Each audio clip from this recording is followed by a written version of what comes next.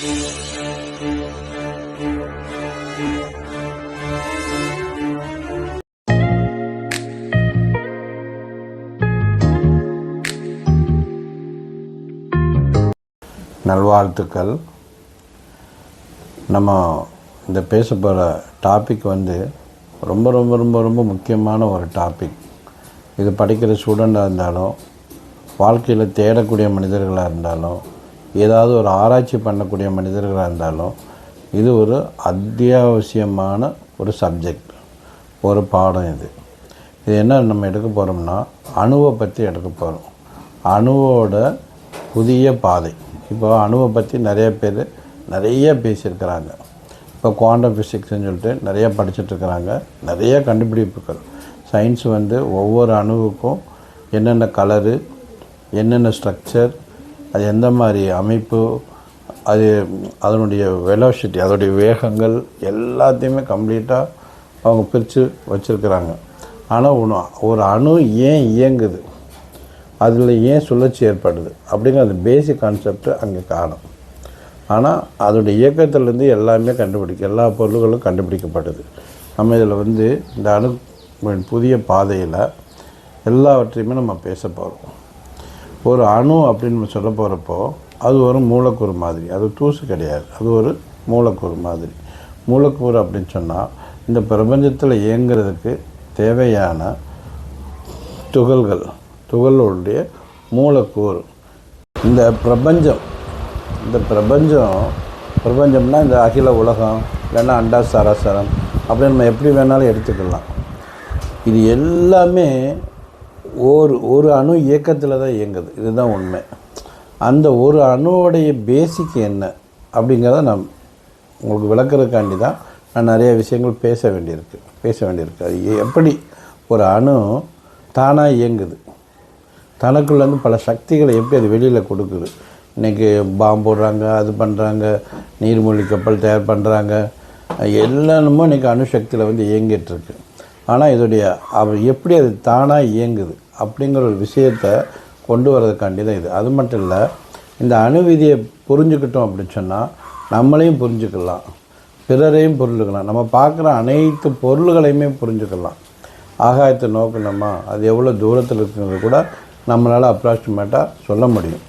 அந்த காலத்தில் எங்கள் மதர் கிராமந்தான், களையெல்லாம் எடுப்பாங்க, எல்லாமே வயலில் இறங்கி எல்லா வேலையுமே செய்வாங்க. அவங்க நேரம் கேட்டால் டக்குன்னு சூரியனை பார்த்து டயத்தை சொல்லிடுவாங்க. ரொம்ப ஒரு 5 நிமிஷம் 10 நிமிஷம் தான் வித்தியாசமாக இருக்கும், அக்யூரேட்டாக இருக்கும். சில பேர் அங்கே வர பஸ்ஸு சத்தத்தை சொல்லுவாங்க. ஏன்னா பிரபஞ்சத்தில் அவங்களோட கான்சியஸ் ரொம்பவே இருந்தது. நம்ம எடுத்தோன்னே செல்லுக்கு போகிறோம், இல்லை வாட்சுக்கு போகிறோம். ஆனால் அந்த பிரபஞ்சத்தில் அவங்க ஒன்றி வாழ்ந்ததுனால ஓரளவு அதெல்லாம் அவங்களால சொல்ல முடிஞ்சது. இப்போ நம்ம அணுவை பற்றி தான் நம்ம இதில் மெயினாக பேச போகிறோம். அணு அப்படின்னு சொன்னால் அது மூலக்கூறு அப்படின்னு சொல்கிறோம். இப்போ மூலக்கூறுனா இப்போ இயங்குறதுக்கு ஒரு மூலக்கூறு வச்சு இயங்காது. அப்போ குறைஞ்சது ஒரு 2 மூலக்கூறாது இருந்தால் தான் ஒன்று எதிர்த்தாடும். 3 மூலக்கூறு இருந்தால் ஒரு சமநிலை இருக்கும், 2 எதிர்த்தாடும். 4 மூலக்கூறு இருந்துச்சுன்னா ஒரு புதுசு ஒன்று என்னவாகும், உருவாகும்.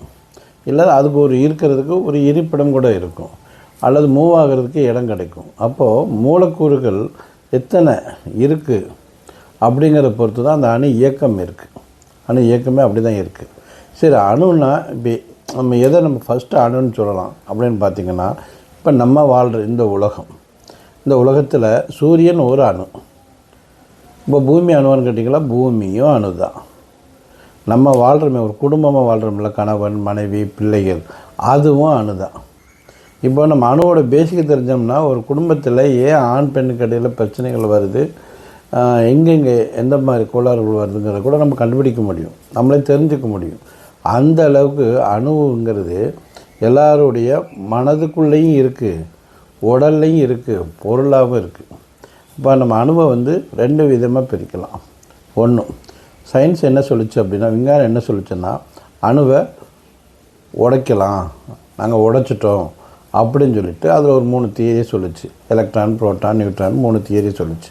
இப்போ அதோடு முடிச்சுட்டோன்னு நினச்சாங்க. ஆனால் அடுத்தடுத்து வந்தவங்கெல்லாம் என்ன பண்ணாங்க, ஒவ்வொரு புரோட்டானையும் உடைச்சாங்க, நியூட்ரானே உடைச்சாங்க, அப்புறம் அதுக்குள்ளே ஃபெர்மியான் இருக்குது, லெப்டான் இருக்குது, அப்புறம் அப்படியே உள்ளே வந்து இன்றைக்கி வந்து எத்தனையோ அடுக்கு வந்து கொண்டு வராங்க. அப்போது சயின்ஸ் இன்னும் என்ன பண்ணலை, முடிவு பெறலை. அணுவை பற்றி அது முழுமையாக சொல்லலை. ஆனால் கண்டுபிடிச்சிருக்கிற விஷயங்கள் அற்புதமான விஷயங்கள், ரொம்ப ரொம்ப அழகான விஷயங்கள். எத்தனையோ விஞ்ஞானிகள் தன்னுடைய உயிரை வந்து வாழ்க்கையை வந்து இது அர்ப்பணித்து கண்டுபிடிச்சிருக்கிறாங்க. நான் எப்படி பேசுகிறேன் அப்படிங்கிறது பின்னாடி உங்களுக்கு தெரியும். அதை நான் சொல்கிறேன். ஆனால் நான் வந்து முழுமையான ஒரு அணுன்னா எப்படி இருக்கும், எப்படி இயங்குதுங்கிறத முழுமையாக நான் வந்து என்னுடைய இதில் வந்து நான் வந்து பார்த்துருக்குறேன். இந்த ஸ்ட்ரக்சர்லாம் உங்களுக்கு நான் அப்புறமா காமிப்பேன். இந்த ஸ்ட்ரக்சருடைய விளக்கங்கள்லாம் பின்னாடி நான் சொல்லுவேன். அணுங்கிறது ஒரு வட்டம் கிடையாது, முதல்ல அதை தெரிஞ்சுக்குங்க. சுழற்சி இயங்கிறது தான் ஒரு வட்டமாக இயங்குது, அல்லது ஒரு ஓவலாக இயங்குது, சதுரத்தில் இயங்காது. ஒவ்வொரு ஷேப்லேயுமே இயக்க சூழலை மாறும். அப்போ அணு அப்படின்னு சொன்னால் பேரணு இருக்குது, அணுவுக்குள்ள அணு இருக்குது. இது ஒரு தொடர், இது ஒரு நீண்ட தொடர். இப்போ நம்ம அணுவுக்குள்ளே போயிட்டோம்னா, இப்போ நம்ம சாதாரணமாக சயின்ஸ் என்ன சொல்லுதுன்னா, ஹைட்ரஜன் பார்ட்டிகிள் இருக்குது, அதை வச்சு தான் எல்லா அணுக்களையுமே நாங்கள் வந்து நம்பர் போடுறோம் அப்படின்னு சொல்லிட்டு விஞ்ஞானம் சொல்லுது. இதையே அந்த காலத்து இந்து தியரி என்ன சொல்லுது அப்படின்னு சொன்னால், சிவம் எல்லா வர்த்துக்களையும் சிவம் இருக்கார். சிவம் ஒரு இதில் எவ்வளோ இருக்காரோ அதை பொறுத்து அவருடைய தன்மையும் சூழ்நிலையும் மாறும் அப்படின்னு அந்த காலத்து சயின்ஸு சொல்லுது. ரெண்டுமே அப்படி தான் சொல்கிறாங்க. இப்போ நம்ம அணுவை பற்றி நம்ம நேராக பேசுவோம். அணுங்கிறதுல வந்து அது சக்கரம் தான். அணுன்னா என்னது? சக்கரம். அது ஒரு சுழற்சி, அது இயங்கிட்டே இருக்கும். ஒன்ஸ் அந்த அணு வந்து இப்போது பிரேக் பண்ணிட்டோன்னு வச்சுக்கோங்க, திருப்பி அதை வந்து ஸ்டாப் பண்ண முடியாது. ஏன்னா அதில் 3 விதமான வேலைகள் இருக்குது. இப்போ அவங்க வந்து எப்படி சயின்ஸ் பிரிச்சிருக்காங்கன்னா, இப்போ நியூட்ரான் பிரிச்சிருக்கிறாங்க. நாங்கள் சொல்லக்கூடிய தியரியே வேறு. இதுதான் புதிய பாதை. இப்போ அணுன்னு இருந்தால் அணுக்குள்ளே ஒரு மைய பகுதி இருக்கும், சென்டர்னு ஒரு பகுதி இருக்கும். இந்த சென்டர் அப்படிங்கிற பகுதி பற்றி இன்னும் சயின்ஸு பேசலை. நியூட்ரானை உடைச்சோம்னா எனர்ஜி பார்ட்டிகள் நிறையா வந்துக்கிட்டே இருக்கும் அப்படின்னு சொல்லுவாங்க. எங்கேருந்து வருது? அதுதான் இங்கே உள்ள விதி. அப்போ அதுக்கு என்ன சக்தி இருக்குது அதில் வந்து அவங்க நியூட்ரானை மட்டும் தனித்து சொல்ல வராங்க. புரோட்டானை பற்றி தனித்து சொல்ல வராங்க. அப்போ அணு அமைப்பே கொள்கையே மாறுது. நம்ம சொல்ல போதில்லை. இப்போ அணு கொள்கையை நம்ம 2ஆக வச்சுக்கலாம். எப்படி வச்சுக்கலாம் அப்படின்னு சொன்னால், ஒன்று பொருள் சம்மந்தப்பட்டது, அதாவது துகள்கள் சம்மந்தப்பட்டது. இன்னொன்று இயக்கம் சம்மந்தப்பட்டது.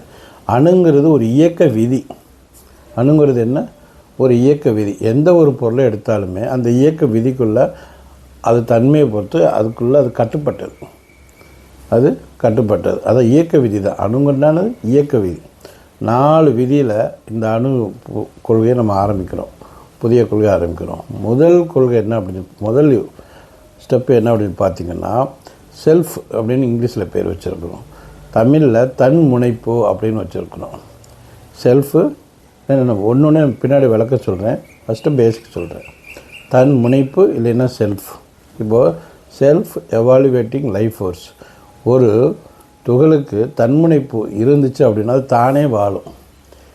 அப்போது அது என்ன பண்ணோம்னா, தேவையான உயிர் அது என்ன பண்ணும், தனக்குள்ளே இழுத்துக்கிறதுக்கு தான் நம்ம ஜீவன் சொல்கிறோம். சாதாரணமாக சயின்ஸு வந்து ஹைட்ரஜன் அப்படின்னு சொல்லுது. இருக்கக்கூடிய தன்மை இருக்கும். அதான் ஃபஸ்ட்டு. அது செல்ஃப் அப்படிங்கிற ஒரு பார்ட். அது சென்டரில் இருக்குது. அது எல்லா இடத்துலையுமே செல்ஃப் என்ன பண்ணும். இப்போ நம்ம காரில் போகிறோம், செல்ஃபை ஸ்டார்ட் பண்ணுற மட்டும் போகிறாரா, கார் முழுசாக போகுதா? காரே என்னவாகுது, முழுசாக போகுது. அப்போ ஒரு செல்ஃப் ஸ்டார்ட்டில் எல்லாமே என்னவாகுது, அந்த காருக்குள்ளே மொத்தமே அந்த செல்ஃபுக்குள்ளே தான் என்னது இயங்க ஆரம்பிக்குது. அடுத்து வந்து அந்த செல்ஃபுக்கு அடுத்த தேதி என்ன சொல்கிறோம்னா, சி அப்படின்னு சொன்னால் SEE, செல்ஃப் எவாலுவேட்டிங் எனர்ஜி. தமிழில் நம்ம அழகாக சொல்லணும்னா தன் முனைப்பு ஆற்றல். அங்கே தன் முனைப்பு மட்டும்தான், அங்கே ஒரு செல்ஃபை மட்டும்தான் அங்கே பேசுகிறோம். இங்கே தன்முனைப்பு ஆற்றல் அப்படின்னு பேசுகிறோம். இதில் எப்படி அப்படின்னு சொன்னால், எனர்ஜி மூவ் ஆகிக்கிட்டே இருக்கும். அந்த மூவ் ஆகிற எனர்ஜிக்கு சக்தியை யார் கொடுக்குறாங்கன்னா அந்த செல்ஃபு கொடுக்குது. அந்த செல்ஃபுக்குள்ளே ஆதி துகள் இருக்குது. அதை பற்றி நம்ம அப்புறம் பேசிக்கலாம்.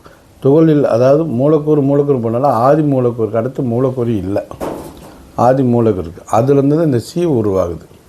இதுதான் என்ன பண்ணுது, எனர்ஜியை கொடுத்துக்கிட்டே இருக்குது. அடுத்து அந்த எனர்ஜியிலேருந்து எதிர்மறை சக்திகள் உருவாகுது. ஒரு சக்தி கீழ்நிலையிலேருந்து வருது, இன்னொரு சக்தி மேல்நிலையிலேருந்து வருது. இந்த மேல்நிலையிலேருந்து வரக்கூடிய சக்தியெல்லாம் நம்ம மன வடிவுன்னு சொல்லிக்கலாம்.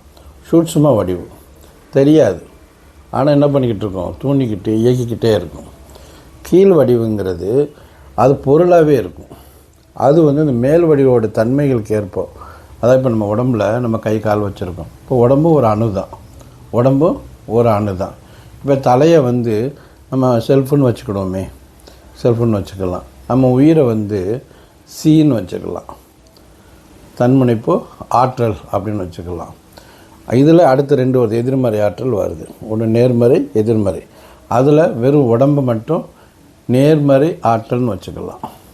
அப்போ மனசுன்னு ஒன்று இருக்கா, உடம்புக்குள்ளே மனசுன்னு ஒன்று இருக்குது. இந்த மனசு எதிர்மறை சுழற்சி ஆற்றல், எதிர்மறை சுழற்சி, அதாவது எஸ்ஆர்இ மைனஸ் எதிர்மறை சுழற்சி ஆற்றல்னு வச்சுருக்கிறோம்.